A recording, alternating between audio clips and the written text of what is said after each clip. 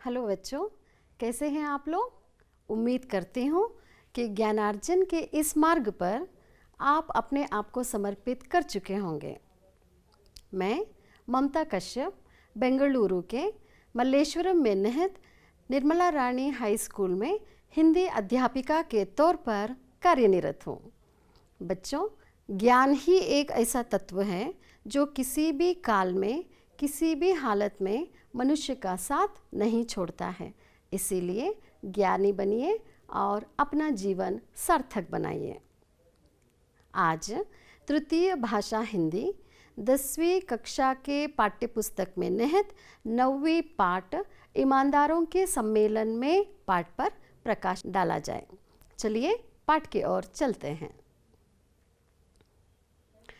ईमानदारों के सम्मेलन में बच्चों, ईमानदारों का अर्थ होता है ಪ್ರಾಮಾಣಿಕ। ಯಾವ ವ್ಯಕ್ತಿ ಸುಳ್ಳು ಹೇಳೋದಿಲ್ವೋ, ಯಾರು ಮೋಸ ಮಾಡೋದಿಲ್ವೋ, ಯಾರು ನಂಬಿಕೆಗೆ ದ್ರೋಹವನ್ನು ಬಗೆಯುವುದಿಲ್ಲವೋ ಅಂತಹ ಮನುಷ್ಯನನ್ನು ನಾವು ಪ್ರಾಮಾಣಿಕ ಅಂತ ಕರಿತೇವೆ ಅಲ್ವಾ ಮಕ್ಕಳ। तो हिंदी में ईमानदार, कन्नड़ में प्रामाणिक। और सम्मेलन, सम्मेलन अनेक व्यक्ति, देखिए अनेक ವ್ಯಕ್ತಿಗಳು ಒಂದು ಕಡೆ ಸೇರಿ ಒಂದು ವಿಷಯದ ಬಗ್ಗೆ ಚರ್ಚೆ ಮಾಡುವುದು ಸಮ್ಮೇಳನದ ವಿಶೇಷತೆ। ईमानदारों के सम्मेलन में का अर्थ है प्रामाणिकर सम्मेलनदल्ली ಅಂತ। ये ईमानदारों का सम्मेलन एक व्यंग्य रचना है। साहित्य में अनेक प्रकार के विधा होते हैं, जैसे कहानी, नाटक, एकांकी, उपन्यास आदि। वैसे ही व्यंग्य रचना भी साहित्य का एक विधा है, जिसमें उपहास, मजाक और इसी क्रम में आलोचना का प्रभाव रहता है। हिंदी में हरिशंकर परसाई जी इस विधा के प्रमुख हस्ताक्षर है मಕ್ಕಳ। ಇವಾಗ ವ್ಯಂಗ್ಯ, ಕನ್ನಡದಲ್ಲೂ ವ್ಯಂಗ್ಯ ಅಂತ ಹೇಳ್ತಾರೆ। ನಿಮ್ಮ ಸ್ನೇಹಿತರು ಯಾರೋ ಒಬ್ಬರು ಸಿನಿಮಾ ನೋಡೋಕ್ಕೆ ಹೋಗಿದ್ದಾರೆ ಅಂತ ಇಟ್ಕೊಳ್ಳೋಣ। ನೀವು ನಿಮ್ಮ ಸಿನಿಮಾ ನೋಡಾದಮೇಲೆ ನಿಮ್ಮ ಸ್ನೇಹಿತರಿಗೆ ನೀವು ಕೇಳ್ತೀರಾ ಹೇಗಿತ್ತು ಸಿನಿಮಾ ಅಂತ। ನಿಮ್ಮ ಸ್ನೇಹಿತರು ಹೇಳ್ತಾರೆ ಸೂಪರಾಗಿತ್ತು ಅಂತ। ಆದರೆ ನಿಜವಾದ ಅರ್ಥದಲ್ಲಿ ಆ ಸಿನಿಮಾ ಸೂಪರ್ ಫ್ಲಾಪ್ ಇರುತ್ತೆ। ನಿಮ್ಮ ಸ್ನೇಹಿತ ಏನು ಹೇಳಿದ್ರು? ಸೂಪರಾಗಿತ್ತು ಅಂದರು ಅಲ್ವಾ। ಸೊ ಕನ್ನಡದಲ್ಲಿ ವ್ಯಂಗ್ಯ ಅಂದರೆ ಅಪಹಾಸ್ಯ ಮಾಡುವುದು, ಅಣುಕು ಮಾಡುವುದು। ಸೊ ವ್ಯಂಗ್ಯದ ರೀತಿಯಲ್ಲಿ ನಿಮ್ಮ ಸ್ನೇಹಿತರು ಹೇಳಿದ್ರು, ಅದು ಫ್ಲಾಪ್ ಸಿನಿಮಾನ ಸೂಪರ್ ಅಂತ ಹೇಳಿದ್ರು। ಇದು ವ್ಯಂಗ್ಯದ ಅರ್ಥ।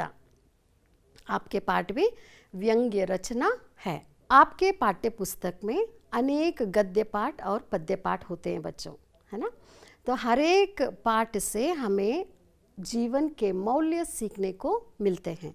ನಿಮ್ಮ ಪಠ್ಯಪುಸ್ತಕದಲ್ಲಿರುವ ಒಂದೊಂದು ಪದ್ಯ, ಒಂದೊಂದು ಪಾಠಗಳು ನಮಗೆ ಜೀವನದ ಮೌಲ್ಯಗಳನ್ನು ಕಲಿಸುತ್ತವೆ। चलिए पाठ के आशय की ओर चलते हैं। इस जगत में अच्छाई बुराई दोनों दिखाई देती है। इनमें से हमें अच्छाई को अपनाकर बुराई को छोड़ देना चाहिए ಅಲ್ವಾ ಮಕ್ಕಳ। ಈ ಪ್ರಪಂಚದಲ್ಲಿ ಒಳ್ಳೆಯದು ಕೆಟ್ಟದು ಎರಡೂ ಇರುತ್ತದೆ। ನಾವು ಒಳ್ಳೆಯದನ್ನು ಸ್ವೀಕರಿಸಬೇಕು, ಕೆಟ್ಟದನ್ನು ಬಿಟ್ಬಿಡಬೇಕು। और बेईमानी भी एक अवगुण है। बेईमानी पर व्यंग्य करते हुए प्रस्तुत रचना द्वारा लेखक ने सचेत किया है कि हम ಬೇಯಿಮಾನಿ से दूर रहे ಅಲ್ವಾ।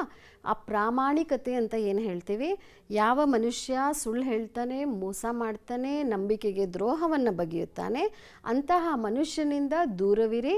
ಹಾಗೆ ಅಂತಹ ಗುಣದಿಂದಲೂ ಸಹ ನಿಮ್ಮನ್ನು ನೀವು ದೂರವಿಟ್ಟುಕೊಳ್ಳಿ ಅಂತ ಲೇಖಕರು ಈ ಪಾಠದ ಮೂಲಕ ನಮಗೆ ಸಂದೇಶವನ್ನು ಕೊಡ್ತಾರೆ। ईमानदारों के सम्मेलन में लेखक के नाम है श्री हरिशंकर परसाई जी।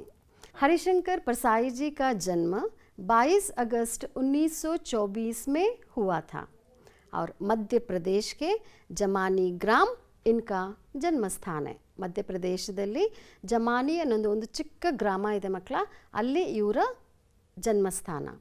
और इनके प्रमुख रचनाएं हैं हंसते हैं रोते हैं, भूत के पाँव पीछे, सदाचार का तावीज़ और वैष्णव का फिसलन आदि।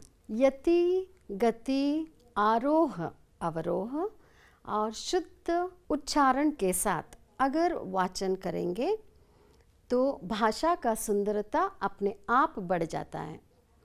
आइए इन सभी का प्रयोग कर हम वाचन करेंगे। और बच्चों ध्यान से सुनिए और हम उम्मीद करते हैं कि आप भी ऐसे ही पढ़ने की कोशिश करेंगे। मैंने कतई ऐसा कुछ नहीं किया जिससे ईमानदार माना जाऊं। न जाने उन्हें कैसे यह भ्रम हो गया कि मैं ईमानदार हूँ। मुझे पत्र मिला, हम लोग इस शहर में एक ईमानदार सम्मेलन कर रहे हैं। आप देश के प्रसिद्ध ईमानदार हैं। हमारी प्रार्थना है कि आप इस सम्मेलन का उद्घाटन करें। हम आपको आने जाने का पहले दर्जे का किराया देंगे तथा आवास, भोजन आदि की उत्तम व्यवस्था करेंगे। आपके आगमन से ईमानदारों तथा उदीयमान ईमानदारों को बड़ी प्रेरणा मिलेगी। मैं गया, लेकिन हल्फिया कहता हूँ कि ईमानदारी के लिए नहीं गया। ईमान से मुझे कुछ लेना देना नहीं है। बच्चों, जब हम पाठ पढ़ रहे थे आपको लगा होगा कि कई शब्दों के अर्थ जानना ज़रूरी है। आइए आपके पाठ में आए हुए कठिन शब्दों का अर्थ जाना जाए। शानदार, शानदार का अर्थ होता है वैभवयुक्त, ಅಂದರೆ ग्रैंड आगे। जलसा, जलसा का अर्थ है समारोह, ಅಂದರೆ समारंभ। चश्मा, चश्मा का अर्थ ऐनक, ऐनक ಅಂದರೆ ಕನ್ನಡಕ। हरारत, हरारत का अर्थ है हल्का ज्वर। ನಮ್ಮ ಬಾಡಿ ಟೆಂಪ್ರೇಚರ್ 98 ಡಿಗ್ರಿ ಇರುತ್ತೆ ಮಕ್ಕಳ। 99 ಇಲ್ಲ 100 ಆದರೆ ಸ್ವಲ್ಪ ಮೈ ಬೆಚ್ಚಗಿದೆ ಅಂತ ಹೇಳ್ತಾರೆ, ಅದಕ್ಕೆ ಹರಾರತ್ ಅಂತ ಹೇಳ್ತೇವೆ। ಸಿರ್ಹಾನ, ಸಿರ್ಹಾನ का अर्थ होता है तकिया, ಅಂದರೆ ದಿಂಬು। कागजात, कागजात का अर्थ है कागज पत्र, ಅಂದರೆ सम डॉक्यूमेंट्स ಇಲ್ಲ कागद पत्रಗಳು। बच्चों, हम इस पाठ को कहानी के रूप में आपके सामने प्रस्तुत करते हैं जिससे आपको समझने में आसानी होगी। चलिए पाठ के ओर चलते हैं, शुरू करते हैं ईमानदारों के सम्मेलन पाठ को। एक बार हरिशंकर परसाई जी को ईमानदारों के सम्मेलन में आमंत्रित किया गया। उन्हें एक पत्र मिला। उस पत्र में लिखा हुआ था, हम लोग इस शहर में एक ईमानदार सम्मेलन कर रहे हैं। आप देश के प्रसिद्ध ईमानदार हैं। हमारी प्रार्थना है कि आप इस सम्मेलन का उद्घाटन करें। ಈ ಪತ್ರದಲ್ಲಿ ಬರೆದಿತ್ತು ಮಕ್ಕಳ, ನಮ್ಮ ನಗರದಲ್ಲಿ ನಾವು ಒಂದು ಪ್ರಾಮಾಣಿಕರ ಸಮ್ಮೇಳನವನ್ನು ಮಾಡ್ತಾ ಇದ್ದೇವೆ। ನೀವು ನಮ್ಮ ದೇಶದ ಪ್ರಸಿದ್ಧ ಪ್ರಾಮಾಣಿಕರಾಗಿದ್ದೀರಿ। ನಮ್ಮ ಪ್ರಾರ್ಥನೆ ಏನೆಂದರೆ ನೀವು ನಮ್ಮ ಸಮ್ಮೇಳನಕ್ಕೆ ಮುಖ್ಯ ಅತಿಥಿಗಳಾಗಿ ಬಂದು ನಮ್ಮ ಸಮ್ಮೇಳನದ ಉದ್ಘಾಟನೆಯನ್ನು ಮಾಡಬೇಕು। हम आपको आने जाने का पहले दर्जे का किराया देंगे तथा आवास, भोजन आदि की उत्तम व्यवस्था करेंगे।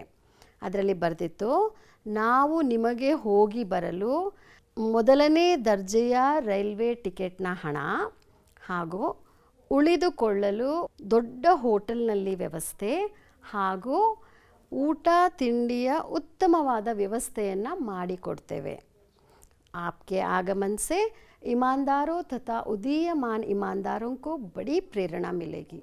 तो ನಿಮ್ಮ ಆಗಮನದಿಂದ ಇಲ್ಲಿ ಸಭೆಯಲ್ಲಿ ಭಾಗವಹಿಸಲು ಬರುವ ಪ್ರತಿಯೊಬ್ಬ ಪ್ರತಿನಿಧಿಗಳಿಗೂ ಪ್ರೇರಣೆಯು ಸಿಕ್ಕಂತಾಗುತ್ತದೆ। ಆದ್ದರಿಂದ ದಯವಿಟ್ಟು ನೀವು ನಮ್ಮ ಸಮ್ಮೇಳನಕ್ಕೆ ಮುಖ್ಯ ಅತಿಥಿಗಳಾಗಿ ಬಂದು ಸಮ್ಮೇಳನವನ್ನು ಉದ್ಘಾಟಿಸಬೇಕಾಗಿ ಪ್ರಾರ್ಥಿಸಿಕೊಳ್ಳುತ್ತೇವೆ ಅಂತ ಆ ಪತ್ರದಲ್ಲಿ ಬರೆದಿತ್ತು। लेखक कहते हैं बच्चों कि मैं तो ईमानदार नहीं हूँ, लेकिन वो मुझे ईमानदार कैसे मान रहे हैं पता नहीं। ठीक है, तो लेखक के मन में अब बेईमानी जाग उठा। उन्होंने यह हिसाब लगाया कि रेलगाड़ी के दूसरे दर्जे में सफ़र करके पहले दर्जे का किराया लेंगे। लेखकರು ಯೋಚನೆ ಮಾಡಿದ್ರು, ಮೊದಲನೇ ದರ್ಜೆಯ ರೈಲ್ವೆ ಡಬ್ಬಿಯಲ್ಲಿ ಪ್ರಯಾಣ ಮಾಡಿದರೆ ಜಾಸ್ತಿ ಖರ್ಚು ಬರುತ್ತೆ, ಅದಕ್ಕೆ ಎರಡನೇ ದರ್ಜೆಯ ರೈಲ್ವೆ ಡಬ್ಬಿಯಲ್ಲಿ ಪ್ರಯಾಣ ಮಾಡಿ ನಾನು 150 ರೂಪಾಯಿನ ಅಲ್ಲಿ ಉಳಿತಾಯ ಮಾಡ್ತೀನಿ ಅಂತ ಮನಸ್ಸಲ್ಲಿ ಅಂದ್ಕೊಂಡ್ರು. ಆಮೇಲೆ ಸಮ್ಮೇಳನಕ್ಕೆ ಹೋಗೋಣ ಅಂತ ಡಿಸೈಡ್ ಮಾಡಿದ್ರು, ಹೊರಟರು. रैलवे स्टेशन में उनका भव्य स्वागत हुआ और लगभग 10 बड़ी फूल मालाएं पहनाई गई. ನೋಡಿ, ರೈಲ್ವೆ ಸ್ಟೇಷನಲ್ಲಿ ಲೇಖಕರನ್ನ ಸ್ವಾಗತಿಸಲು ಅನೇಕ ಗಣ್ಯ ವ್ಯಕ್ತಿಗಳು ಬಂದಿದ್ದರು. ಅವರು ಲೇಖಕರಿಗೆ ಹೂವಿನ ಹಾರಗಳನ್ನ ಹಾಕಿ ಸ್ವಾಗತಿಸಿದರು. तब भी लेखक क्या सोच रहे हैं कि आसपास कोई माली होता फूल मालाएं भी बेच लेता. ಲೇಖಕರು ಮನಸ್ಸಲ್ಲಿ ಏನು ಯೋಚನೆ ಮಾಡ್ತಾ ಇದ್ದಾರೆ ಅಂದರೆ, ಇಲ್ಲಿ ಯಾರಾದರೂ ಹೂ ಮಾರೋರು ಯಾರಾದರೂ ಇದ್ದಿದ್ರೆ ನಾನು ಈ ಹಾರಗಳನ್ನ ಮಾರಿ ಒಂದು ಸ್ವಲ್ಪ ದುಡ್ಡಾದರೂ ಮಿಗಿಸ್ಬೋದಿತ್ತಾ ಅಂತ ಯೋಚನೆ ಮಾಡ್ತಾ ಇದ್ದಾರೆ. ये कहाँ का ईमानदारी है बच्चों? लेखक को होटल के एक बड़े कमरे में ठहराया गया. लेखक के साथ और 2 ईमानदार साथी भी कमरे में उनके साथ थे. तो सम्मेलन में जाने से पहले लेखक ने सोचा कि ताला लगाकर जाएं, लेकिन यह सोचकर कि दूसरों को तकलीफ होगी नहीं लगाएं. ಅವ್ರು ಅಂದ್ಕೊಂಡ್ರು, ಸಮ್ಮೇಳನಕ್ಕೆ ಹೋಗೋಕ್ಕಿಂತ ಮುಂಚೆ ನಾನು ರೂಮ್ಗೆ ಬೀಗ ಹಾಕ್ಕೊಂಡು ಹೋಗ್ತೀನಿ ಅಂತ ಅಂದ್ಕೊಂಡ್ರು. ಆದರೆ ಅವ್ರ ಜೊತೆ ಇನ್ನೂ ಇಬ್ಬರು ಇದ್ರಲ್ಲ ಪ್ರತಿನಿಧಿಗಳು, ಅದಕ್ಕೋಸ್ಕರ ಅವ್ರಿಗೆ ಬೇಜಾರಾಗುತ್ತೆ ಅಂತ ಬೀಗ ಏನೂ ಹಾಕಕ್ಕೆ ಹೋಗಿಲ್ಲ. ಅವರು ರೆಡಿಯಾದರು, ಸೀದಾ ಸಮ್ಮೇಳನಕ್ಕೆ ಹೋದರು. और सम्मेलन का उद्घाटन भी शानदार हुआ. ग्रैंड आಗಿ ಸಮ್ಮೇಳನದ ಉದ್ಘಾಟನೆಯೂ ಕೂಡ ಆಯಿತು. सम्मेलनದ ಮೊದಲನೇ ದಿನ, पहला दिन बच्चों, लेखक मुख्य अतिथि थे. लगभग 1 घंटे तक उन्होंने भाषण दिए, है ना. भाषण के बाद चप्पल पहनने गए तो नई चप्पलें चोरी हो गई थी और उसके जगह में फटी पुरानी चप्पलें रह गई थी. ಲೇಖಕರು ಮುಖ್ಯ ಅತಿಥಿಗಳಾಗಿದ್ದರು. ಅವರು ಸ್ಟೇಜ್ ಮೇಲೆ 1 ಗಂಟೆಗಳ ಕಾಲ ಭಾಷಣವನ್ನು ಮಾಡಿದ್ರು. ಭಾಷಣವನ್ನು ಮುಗಿಸಿ ಸ್ಟೇಜಿಂದ ಕೆಳಗಡೆ ಇಳಿದು ಬರ್ತಾರೆ. ಹೊಸ ಚಪ್ಪಲಿಯನ್ನು ಬಿಟ್ಟು ಹೋಗಿದ್ರು ಸ್ಟೇಜ್ ಮೇಲೆ. ಕೆಳಗಡೆ ಇಳಿದು ಬಂದು ನೋಡ್ತಾರೆ, ಅಲ್ಲಿ ಹೊಸ ಚಪ್ಪಲಿ ಬದಲು ಯಾವುದೋ ಒಂದು ಹಳೆಯ ಚಪ್ಪಲಿ ಯಾರೋ ಬಿಟ್ಟು ಹೋಗಿದ್ದಾರೆ. ಮಕ್ಕಳೇ, ಇದು ಸಾಮಾನ್ಯವಾಗಿ ಎಲ್ಲರಿಗೂ ಆಗುವಂತಹ ಅನುಭವ. ಈಗ ನಾವು ದೇವಸ್ಥಾನಕ್ಕೆ ಹೋಗ್ತೀವಿ ಅಂದ್ಕೊಳ್ಳೋಣ. ದೇವಸ್ಥಾನದಲ್ಲಿ ಚಪ್ಪಲಿಗಳನ್ನ ಹೊರಗಡೆ ಬಿಟ್ಟು ಹೋಗುವಂಥದ್ದು ರೂಢಿ ಅಲ್ವಾ. ನಾವು ಹೊಸ ಚಪ್ಪಲಿ ಏನಾದರೂ ಹಾಕ್ಕೊಂಡೋಗಿ ಹೊರಗಡೆ ಬಿಟ್ಟು ದೇವರ ದರ್ಶನ ಮಾಡಿಕೊಂಡು ಬರೋ ಅಷ್ಟರಲ್ಲಿ ನಮ್ಮ ಚಪ್ಪಲಿ ಅಂತೂ ಇಲ್ಲಿ ಹೊಸದು ಇರೋದೇ ಇಲ್ಲ, ಅದರ ಜಾಗದಲ್ಲಿ ಯಾವುದಾದ್ರೂ ಹಳೆ ಚಪ್ಪಲಿ ಇರುತ್ತೆ. ಇಲ್ಲೂ ಸಹ ಮುಖ್ಯ ಅತಿಥಿಗಳು ಭಾಷಣ ಮುಗಿಸ್ಕೊಂಡು ಪಾಪ ಇಳಿದು ಬರ್ತಾರೆ, ನೋಡ್ತಾರೆ ಅವ್ರ ಹೊಸ ಚಪ್ಪಲಿ ಇಲ್ಲವೇ ಇಲ್ಲ, ಹೊಸ ಚಪ್ಪಲಿ ಬದಲು ಹಳೆ ಚಪ್ಪಲಿ ಅವ್ರನ್ನ ವೇಟ್ ಮಾಡ್ಕೊಂಡು ಕೂತಿದೆ. तो लेखक बहुत दुखी हो गए. ठीक है, फिर सब लोगों को पता चल गया कि लेखक के चप्पल चोरी हो गए. सभी लोग लेखक से आके पूछने लगे कि आपका चप्पल चोरी हो गया है. तो उसी समय एक ईमानदार डेलीगेट वहाँ पे आए और वो भी लेखक से पूछने लगे. लेकिन लेखक उनका पैर देख रहे हैं कि वो डेलीगेट लेखक का ही चप्पल पहना हुआ था. लेखक कुछ नहीं बोल पाए. ಏನು ಗೊತ್ತಾ ಮಕ್ಕಳ, ಆ ಡೆಲಿಗೇಟ್ ಬಂದು ಲೇಖಕರಿಗೆ ಕೇಳ್ತಾ ಇದ್ದಾರೆ, ನಿಮ್ಮದು ಚಪ್ಪಲಿ ಕಳೆದೋಯ್ತಂತೆ ಹೌದಾ ಅಂತ.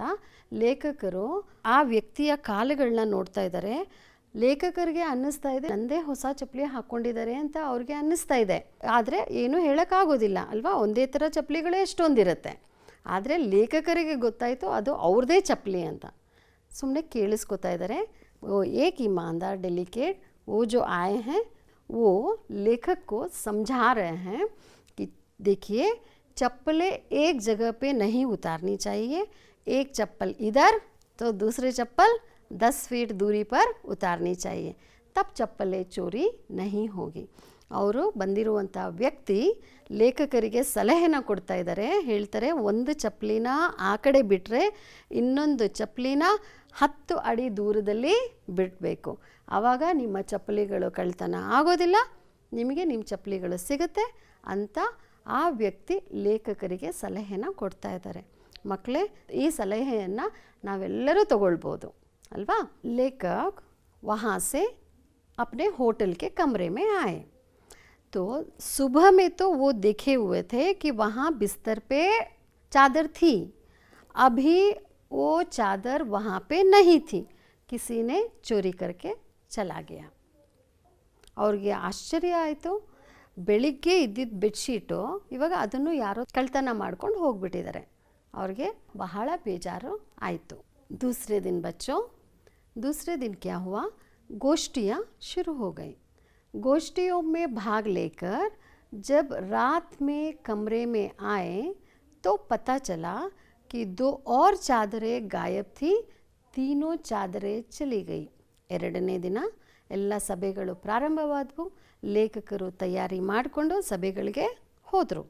ಇಡೀ ದಿನ ಸಭೆಯಲ್ಲಿ ಭಾಗವಹಿಸಿದ್ರು. ರಾತ್ರಿ ಅವ್ರ ರೂಮ್ಗೆ ವಾಪಸ್ ಬಂದರು. ಬಂದಾಗ ಅವ್ರಿಗೆ ಗೊತ್ತಾಯಿತು, ನಿನ್ನೆ ಒಂದು ಬೆಡ್ಶೀಟ್ ಯಾರೋ ಕಳ್ತನ ಮಾಡಿ ತೊಗೊಂಡು ಹೋಗ್ಬಿಟ್ಟಿದ್ರು, ಇವತ್ತು ಇನ್ನೆರಡು ಬೆಡ್ಶೀಟ್ಗಳನ್ನು ಯಾರೋ ಕದ್ದುಕೊಂಡು ಹೋಗ್ಬಿಟ್ಟಿದ್ದಾರೆ. बैठक में जाने के लिए धूप का चश्मा खोजने लगे तो उन्हें नहीं मिला. ಎರಡನೇ ದಿನ ಸಭೆಗೆ ಹಾಕ್ಕೊಂಡು ಹೋಗಬೇಕು ಅಂತ ಅವರು ಕನ್ನಡಕವನ್ನು, ನಾವು ಕೂಲಿಂಗ್ ಗ್ಲಾಸ್ ಅಂತ ಏನು ಹೇಳ್ತೀವಿ ಮಕ್ಕಳ, ಸನ್ ಗ್ಲಾಸ್ ಅಂತೀವಿ, ಶೇಡ್ಸ್ ಅಂತೀವಿ ಅಲ್ವಾ, ನಾವಿಲ್ಲಿ ಕೂಲಿಂಗ್ ಗ್ಲಾಸ್ ಅಂತಲೇ ಕರೆಯೋಣ. ಆ ಕೂಲಿಂಗ್ ಗ್ಲಾಸ್ ಹಾಕ್ಕೊಂಡು ಹೋಗೋಣ ಅಂತ ಅವರು ಟೇಬಲ್ ಮೇಲೆ ತೆಗೆದು ಇಟ್ಟಿದ್ರು. ಅವ್ರಿಗೆ ಚೆನ್ನಾಗಿ ಜ್ಞಾಪಕ ಇದೆ, ನಾನು ಟೇಬಲ್ ಮೇಲೆ ಇಟ್ಟಿದ್ದೆ ಅಂತ. ಇವಾಗ ಹಾಕ್ಕೊಂಡು ಹೋಗೋಣ ಅಂತ ಹುಡುಕ್ತಾರೆ, ಆದರೆ ಅವ್ರಿಗೆ ಆ ಕೂಲಿಂಗ್ ಗ್ಲಾಸ್ ಸಹ ಸಿಗ್ತಾ ಇಲ್ಲ. ಓ ಭೀ ಗಾಯಬ್ ಹೋಗ್ಯಾ ಥಾ, ಕೋಯಿ ಚುರಾ ಲಿಯಾ ಥಾ. ಯಾರೋ ಸೈಲೆಂಟಾಗಿ ಬಂದು ಹಾಗೆಯೇ ಟೇಬಲ್ ಮೇಲಿಂದ ಆ ಕನ್ನಡಕನ ತಗೊಂಡು ಹೋಗ್ಬಿಟ್ಟಿದ್ದಾರೆ. ಲೇಖಕರಿಗೆ ನಿಜವಾಗ್ಲೂ ಆಶ್ಚರ್ಯದ ಮೇಲೆ ಆಶ್ಚರ್ಯ ಆಗ್ತಾಯಿದೆ. ಈ ಪ್ರಾಮಾಣಿಕರ ಸಮ್ಮೇಳನದಲ್ಲಿ ಆಗ್ತಾ ಇದೆ ಏನು ಅಂತಲೇ ಅವ್ರಿಗೆ ಅರ್ಥ ಆಗ್ತಾ ಇಲ್ಲ. तब तक बगल के कमरे में किसी का ब्रीफकेस गायब हो गया. हल्ला होने लगा. ಪಕ್ಕದ ರೂಮ್ನಲ್ಲಿ ಯಾರೋ ಜೋರಾಗಿ ಕಿರಿಚಿಕೊಳ್ತಾ ಇದ್ರು, ನಂದು ಸೂಟ್ ಕೇಸ್ನ ಯಾರೋ ಕದ್ದುಬಿಟ್ಟಿದ್ದಾರೆ ಅಂತ. ಲೇಖಕರದೇ ಸಾಮಾನುಗಳು ಕಳುವಾಗ್ತಾ ಇಲ್ಲ, ಅಲ್ಲಿ ನೋಡಿದ್ರೆ ಬೇರೆಯವರ ಸಾಮಾನುಗಳು ಸಹ ಕಳುವಾಗ್ತಾ ಇದೆ. ಅಲ್ಲಿ ಗಲಾಟೆನ ಕೇಳಿ ಲೇಖಕರು ಅಲ್ಲಿ ಬಂದರು. ಲೇಖಕಕ್ಕೆ ಪೂಛ್ನೆ ಪರ್ ಪತಾ ಚಲಾ ಕಿ ಪೈಸೆ ನಹೀ ಥೇ, ಸಿರ್ಫ್ ಕಾಗಜಾತ್ ಥೇ. ಲೇಖಕರು ಕೇಳಿದ್ರು, ಆ ಸೂಟ್ ಕೇಸಲ್ಲಿ ದುಡ್ಡೇನಾದರೂ ಇತ್ತಾ ಅಂತ ಕೇಳಿದ್ರು. ಆ ವ್ಯಕ್ತಿ ಹೇಳಿದ್ರು, ಇಲ್ಲ ದುಡ್ಡೇನಿರಲಿಲ್ಲ, ಬರೀ ಕಾಗದ ಪತ್ರಗಳಿತ್ತು, ಏನೂ ಚಿಂತೆ ಮಾಡಬೇಡಿ, ನಿಮಗೆ ನಿಮ್ಮ ಸೂಟ್ ಕೇಸ್ ಸಿಗುತ್ತೆ. ದುಡ್ಡು ಇದ್ದಿದ್ರೆ ಸಿಗ್ತಾ ಇರಲಿಲ್ಲ, ಬರೀ ಕಾಗದ ಪತ್ರಗಳಿರೋದ್ರಿಂದ ಸಿಗುತ್ತೆ, ನೀವೇನು ಚಿಂತೆ ಮಾಡಬೇಡಿ ಅಂತ ಹೇಳಿದರು. बैठक में 15 मिनट की छुट्टी हुई. एक सज्जन आए और लेखक से चोरी के बारे में पूछा. और ಸಭೆಯಲ್ಲಿ 15 ನಿಮಿಷ ಅಷ್ಟುಗಳ ಕಾಲ ಟೀ ಬ್ರೇಕ್ ಅಂತ ಆಯಿತು. ಲೇಖಕರಿಗೆ ಅಲ್ಲಿ ಸಭೆಯಲ್ಲಿ ನೆರೆದಿರುವ ಎಲ್ಲ ಜನ ಬಂದು ಸಹಾನುಭೂತಿನ ವ್ಯಕ್ತಪಡಿಸ್ತಾ ಇದ್ರು. ಅಯ್ಯೋ ನಿಮ್ಮದು ಚಪ್ಪಲಿ ಕಳೆದೋಯ್ತಂತೆ, ನಿಮ್ಮದು ಬೆಡ್ಶೀಟ್ಸ್ ಕಳೆದೋಯ್ತಂತೆ, ನಿಮ್ಮದು ಕನ್ನಡಕ ಕಳೆದೋಯ್ತಂತೆ, ಹೌದಾ ಅಂತ, ಅಯ್ಯೋ ಪಾಪ ಅಂತ ಯಾವ ಥರ ಜನ ಇರ್ತಾರೆ ಆ ಥರ ಎಲ್ಲ ಹೇಳ್ಕೊಂಡು ಅವ್ರಿಗೆ ಸಮಾಧಾನನ ಹೇಳ್ತಾಯಿದ್ರು. उसी समय एक सज्जन आए और लेखक से चोरी के बारे में पूछा. और ಒಬ್ಬರು ನೋಡಿ ಇಲ್ಲಿ ಇವರು ಸಜ್ಜನರು, ಅವರು ಲೇಖಕರ ಹತ್ರ ಬಂದು ಕೇಳ್ತಾ ಇದ್ದಾರೆ ಕಿ ಲೇಖಕರೇ, ನಾನು ಕೇಳಿಸ್ಕೊಂಡೆ ನಿಮ್ಮದು ಕನ್ನಡಕ ಕಳೆದೋಗಿದೆಯಂತೆ ಅಂತ. ಲೇಖಕರು ನೋಡ್ತಾರೆ, ध्यान से देखने पर वो परसाई जी का ही धूप का चश्मा लगाकर इत्मीनान से बैठे हुए थे. ಲೇಖಕರು ನೋಡ್ತಾರೆ, ಅದು ಅವ್ರದ್ದೇ ಕನ್ನಡಕ ಆಗಿದೆ. ಅವ್ರದ್ದೇ ಕನ್ನಡಕ ಹಾಕ್ಕೊಂಡು ಲೇಖಕರಿಗೆ ಕೇಳ್ತಾ ಇದ್ದಾರೆ, ನಿಮ್ಮದು ಕನ್ನಡಕ ಕಳೆದೋಗಿದೆಯಂತೆ ಅಂತ. ಲೇಖಕರಿಗೆ ಏನೂ ಹೇಳೋಕ್ಕಾಗ್ತಾ ಇಲ್ಲ, ಯಾಕಂದರೆ ಮಾರ್ಕೆಟಲ್ಲಿ ಇಂಥದ್ದೇ ಎಷ್ಟೊಂದು ಕನ್ನಡಕಗಳು ಸಿಗುತ್ತೆ, ಅದರಲ್ಲಿ ನಾವು ಹೆಸರಂತೂ ಏನೂ ಬರೆದಿರೋದಿಲ್ಲ ಅಲ್ವಾ. ಸೊ ನೋಡ್ತಾ ಇದ್ದಾರೆ, ಆ ವ್ಯಕ್ತಿ ಇವ್ರದ್ದೇ ಕನ್ನಡಕನ ಹಾಕ್ಕೊಂಡು ಆರಾಮಾಗಿ ಕೂತಿದ್ದಾರೆ. और तीसरे दिन बच्चों, बैठक से लेकर रात को लौटे तो कुछ हरारत थी. ಹರಾರತ್ ನಾನು ಹೇಳಿದೆ ಅಲ್ಲ, ಮೈ ಬೆಚ್ಚಗಿರುತ್ತೆ ಅಂತ. ಹಾಗೆ ಸಭೆಯನ್ನು ಮುಗಿಸ್ಕೊಂಡು ಲೇಖಕರು ಬಂದರು ಅವ್ರ ರೂಮ್ಗೆ. ಆವಾಗ ಅವ್ರಿಗೆ ಅನ್ನಿಸ್ತಾ ಇತ್ತು, ಸ್ವಲ್ಪ ಏನೋ ಮೈ ಬಿಸಿ ಇದೆ, ನನಗೆ ಜ್ವರ ಬಂದಿರೋ ಥರ ಇದೆ ಅಂತ ಅನ್ನಿಸ್ತು. और उन्हें ठंड भी लग रही थी. लेखक ने सोचा कि कंबल ओढ़कर सो जाए, पर कंबल गायब था. सब जगह ಹಲ್ಲ हो गया. ಅಂದ್ಕೊಂಡ್ರು ಕಂಬಳಿನ ಹೊದ್ಕೊಂಡಾದರೂ ಮಲ್ಗೋಣ, ಸ್ವಲ್ಪ ನನಗೆ ಜ್ವರ ಬಂದಿರೋ ಹಂಗಿದೆ, ಚಳಿ ಆಗ್ತಾ ಇದೆ ಅಂತ ನೋಡ್ತಾರೆ. ಆ ಕಂಬಳಿನೂ ಇಲ್ಲ, ಅದನ್ನು ಯಾರೋ ಕದ್ಕೊಂಡು ಹೋಗ್ಬಿಟ್ಟಿದ್ದಾರೆ. अब पूरी जगह हल्ला होने लगा कि लेखक के कमरे में से सारी चीज़ गायब हो रही है. स्वागत समिति के मंत्री अपने कार्यकर्ताओं के साथ आए, सभी जानकारी ली. ಸ್ವಾಗತ ಸಮಿತಿಯ ಕಾರ್ಯದರ್ಶಿಗಳು ತಮ್ಮ ಕಾರ್ಯಕರ್ತರೊಡನೆ ಸಮ್ಮೇಳನಕ್ಕೆ ಬಂದರು. ಅವರು ಲೇಖಕರ ಹತ್ರ ವಿಷಯ ಎಲ್ಲ ಕೇಳಿ ತಿಳ್ಕೊಂಡ್ರು. ಅವರಿಗೆ ಕೋಪ ಬಂತು. ಅವರು ಹೇಳಿದ್ರು, ಪ್ರಾಮಾಣಿಕರ ಸಮ್ಮೇಳನದಲ್ಲಿ ಇದೇನು ಅನಾಹುತ ಆಗ್ತಾಯಿದೆ, ನಾನು ಪೊಲೀಸನ್ನು ಕರೆಸ್ತೇನೆ ಅಂತ. गुस्से से पुलिस बुलवाकर सभी ईमानदारों की तलाशी लेने की बात की. ನಾನು ಈಗಲೇ ಪೊಲೀಸನ್ನು ಕರೆಸ್ತೀನಿ ಮತ್ತು ಎಲ್ಲರ ಬ್ಯಾಗನ್ನು ಚೆಕ್ ಮಾಡಿಸ್ತೀನಿ ಅಂತ ಹೇಳಿದ್ರು. लेकिन परसाई जी समझाते हुए कहा कि ईमानदारों के सम्मेलन में पुलिस का आना और तलाशी लेना बड़ी अशोभनीय बात होगी. परसाई जी ಅವರು ಹೇಳಿದ್ರು, ಬೇಡ ಬೇಡ, ಸಮ್ಮೇಳನದಲ್ಲಿ ಪೊಲೀಸ್ ಬಂದರೆ ನೀವು ಹೇಳಿದ ಹಾಗೆ ಹೊರಗಡೆ ಜನರಿಗೆ ಗೊತ್ತಾದರೆ ಪ್ರಾಮಾಣಿಕರ ಸಮ್ಮೇಳನದಲ್ಲಿ ಇಷ್ಟೆಲ್ಲ ಕಳ್ತನ ಆಗಿದೆ, ಮೋಸ ವಂಚನೆಗಳಾಗಿದೆ ಅಂದರೆ ನಮಗೇ ಅವಮಾನದ ವಿಷಯ, ಇದೆಲ್ಲ ಚೆನ್ನಾಗಿರೋದಿಲ್ಲ. ಅದಕ್ಕೆ ಪೊಲೀಸ್ ಮಾತ್ರ ಬರೋದು ಬೇಡ, ಯಾರಿಗೂ ಏನು ಹೇಳೋದು ಬೇಡ, ಸುಮ್ಮನೆ ಇದ್ಬಿಡೋಣ, ಆಗಿದ್ದು ಆಗೋಯ್ತು ಅಂತ ನಮ್ಮ ಲೇಖಕರು ಕಾರ್ಯದರ್ಶಿಗಳಿಗೆ ಹೇಳಿದರು. ಲೇಖಕ್ इतना घबरा गए थे और रात में उन्होंने क्या किया, लेखक कपड़े सिरहाने और चप्पल और शेविंग का डिब्बा बिस्तर के नीचे दबाकर सोए. चौथा दिन और आखिरी दिन परसाई जी को वापस लौटना था. उन्होंने सामान बांधा और उसी समय स्वागत समिति के मंत्री अपने कार्यकर्ताओं के साथ आकर होटल में भोजन करके जाने की प्रस्तावना रखी. ಅಂತಿಮ ದಿನ ನಮ್ಮ ಲೇಖಕರು ತಮ್ಮ ಬಟ್ಟೆಗಳನ್ನೆಲ್ಲ ಪ್ಯಾಕ್ ಮಾಡಿಕೊಂಡ್ರು. ಮಕ್ಕಳ ಇನ್ನೇನು ಹೊರಡಬೇಕು ಅನ್ನೋಷ್ಟರಲ್ಲಿ ಕಾರ್ಯದರ್ಶಿಗಳು ಬಂದರು. ಅವರು ಲೇಖಕರಿಗೆ ಹೇಳಿದ್ರು, ನಾವೆಲ್ಲರೂ ಹೋಗಿ ಹೋಟೆಲ್ನಲ್ಲಿ ಭೋಜನವನ್ನು ಮಾಡಿಕೊಂಡು ಹೋಗೋಣ, ಆಮೇಲೆ ನೀವು ನಿಮ್ಮ ನಗರಕ್ಕೆ ಆರಾಮಾಗಿ ಹೋಗ್ಬೋದು ಅಂತ ಹೇಳಿದ್ರು. ಲೇಖಕರಿಗೂ ಖುಷಿ ಆಯಿತು. ಎಲ್ಲರೂ ಹೋಟೆಲ್ಗೆ ಹೋಗಿ ಭೋಜನ ಮಾಡೋಣ ಅಂತ ಒಪ್ಕೊಂಡ್ರು. और अब कमरे में ताला लगाकर जाने की सोची, पर ताला भी गायब था, ताला तक चुरा लिया गया था. अंत में परसाई जी रिक्शा मंगवाकर वहाँ से जाना चाहा. बोले कि अभी हमको रिक्शा बुलवाइए, हमको भोजन भी नहीं चाहिए, हम अपना गांव जाना चाहते हैं. पर मंत्री हैरान थे. बोले ऐसे भी क्या नाराज़गी है. ಮಂತ್ರಿಗಳು ಕೇಳ್ತಾರೆ, ಇಷ್ಟು ಯಾಕೆ ಬೇಜಾರು ಮಾಡ್ಕೊಂಡಿದ್ದೀರಾ ಅಂತ ಕಾರ್ಯದರ್ಶಿಗಳು ಕೇಳ್ತಾರೆ. ಆ ಲೇಖಕ ಕಹೆ, नाराज़गी कतई नहीं, बात यह है कि चीज़ें तो सब चुरा ली गई, ताला तक चोरी में चला गया, अब मैं बचा हूँ, अगर रुका तो मैं ही चुरा लिया जाऊँगा.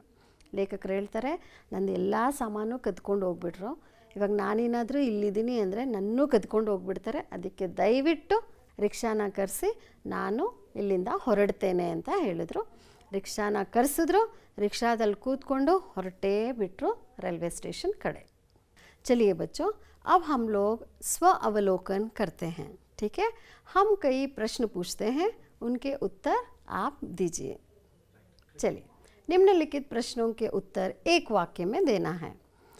पहला प्रश्न, लेखक दूसरे दर्जे में क्यों सफ़र करना चाहते थे. बताइए.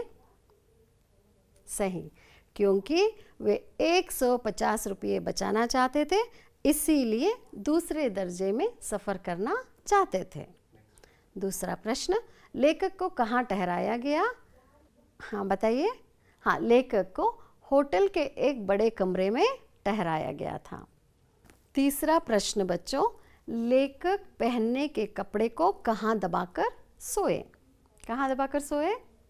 हाँ, लेखक पहनने के कपड़े को अपने सिरहाने दबाकर सोए, ದಿಂಬಿನ ಕೆಳಗೆ ಅವರ ಬಟ್ಟೆಗಳನ್ನ ಇಟ್ಕೊಂಡು ಮಲಗಿದ್ರು. चारवा प्रश्न, लेखक ने धूप का चश्मा कहाँ रखा हुआ था. ಹೇಳಿ, ಎಲ್ಲಿಟ್ಟಿದ್ರು. लेखक ने धूप का चश्मा अपने कमरे की टेबल पर रखा था. है ना. आपके पाठ में कई शब्द दिए गए हैं बच्चों, उनके विलोम शब्द देखा जाए। ठीक है, कुछ शब्द दिए गए हैं, उनके उत्तर भी यही पे हैं बच्चों, बस आपको मेल करना है। ठीक है, चलिए देखते हैं। आगमन, आगमन का विलोम शब्द निर्गमन। और रात, रात का विलोम शब्द दिन। जवाब, जवाब का विलोम शब्द सवाल। बेचना, बेचना का विलोम शब्द खरीदना। सज्जन, दुर्जन। शाबाश बच्चों, पाठ के अंत में आप भी समझ गए होंगे कि किन गुणों को अपने ज़िंदगी में रखना चाहिए और किन गुणों को अपने जीवन से बाहर निकाल कर फेंक देना चाहिए। यहाँ पर कुछ गुण हैं, क्या आप तय कर पाएंगे कि कौन से सद्गुण हैं और कौन से दुर्गुण हैं? समय पर काम करना सद्गुण या दुर्गुण? सद्गुण। झूठ बोलना सुಳ್ಳು ಹೇಳೋದು ಸರಿ, ದುರ್ಗುಣ. और नेक राह पर चलना, ಒಳ್ಳೆ ಮಾರ್ಗದಲ್ಲಿ ನಡೆಯುವುದು ಸದ್ಗುಣ. धोखा देना, ಮೋಸ ಮಾಡೋದು ದುರ್ಗುಣ. काम चोरी करना, ಸೋಂಬೇರಿತನ ಮಾಡೋದು दुर्गुण. समय पर काम करना सद्गुण. और सहायता करना, दूसरों की सहायता करना सद्गुण.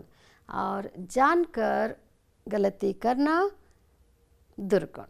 ठीक है, ये सभी सद्गुणों को हम अपने जीवन में रखेंगे बच्चों, और ये जो दुर्गुण है उसे हम लोग अपने जीवन से निकाल कर फेंक देंगे। बच्चों, अब पाठ के अंतिम पड़ाव में मूल्यांकन करना अति आवश्यक है। चलिए गृह कार्य की ओर चलते हैं। हम कई प्रश्न देंगे, आप उनके उत्तर लिखकर अपने अध्यापकों को दिखाइए और उनसे भी शाबाशी लीजिए। निम्नलिखित प्रश्नों के उत्तर 3-4 वाक्यों में लिख लीजिए बच्चों। पहला प्रश्न, लेखक को भेजे गए निमंत्रण पत्र में क्या लिखा गया था? दूसरा प्रश्न, चप्पलों की चोरी होने पर ईमानदार डेलीगेट ने क्या सुझाव दिया? बच्चों, पाठ के अंत में हम यही संदेशा देना चाहते हैं कि आप भी ईमानदार बनिए। जिसका ईमान नहीं वह इंसान नहीं, है ना। अच्छे गुणों को अपनाइए और जीवन में खूब आगे बढ़िए। आज के लिए बस इतना ही बच्चों, अगले कक्षा में फिर मिलते हैं। धन्यवाद।